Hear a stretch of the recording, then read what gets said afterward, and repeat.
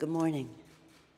Let us begin where our founders began in 1776, when in the course of human events it becomes necessary for one people to dissolve the political bonds which have connected them with another. With those words, our founders courageously began our Declaration of Independence from an oppressive monarch for, among other grievances, the king's refusal to follow rightfully passed laws. In the course of today's events, it becomes necessary for us to address, among other grievances, the president's failure to faithfully execute the law. When crafting the Constitution, the founders feared the return of a monarchy in America. And having just fought a war of independence, they specifically feared the prospect of a king president corrupted by foreign influence. During the Constitutional Convention, James Madison, the architect of the Constitution, warned that a president might betray his trust to foreign powers, which might prove fatal to the Republic. Another founder, Gouverneur Morris, feared that a president may be bribed by a greater interest to betray his trust. He emphasized that this magistrate is not the king. The people are the king. They therefore created a constitutional remedy to protect against a dangerous or corrupt leader: impeachment.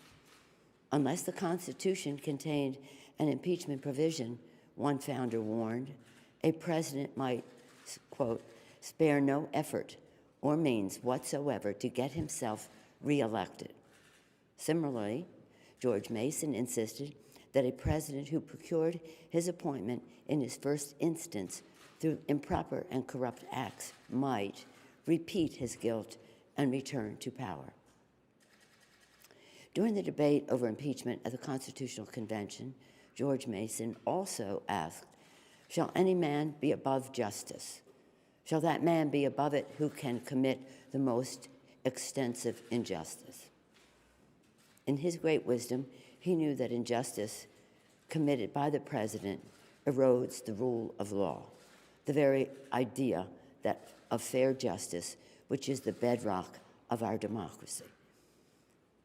And if we allow a president to be above the law, we do so surely at the peril of our republic. In America, no one is above the law. Over the past few weeks, through the Intelligence Committee working with the Foreign Affairs and Oversight Committees, the American people have heard the testimony of truly patriotic career public servants, distinguished diplomats, and decorated war heroes, some of the president's own appointees. The facts are uncontested. The president abused his power for his own personal political benefit at the expense of our national security by withholding military aid and crucial Oval Office meeting in exchange for an announcement of an investigation into his political rival. Yesterday, at the Judiciary Committee, the American people heard testimony from leading American constitutional scholars who illuminated without a doubt that the president's actions are a profound violation of the public trust.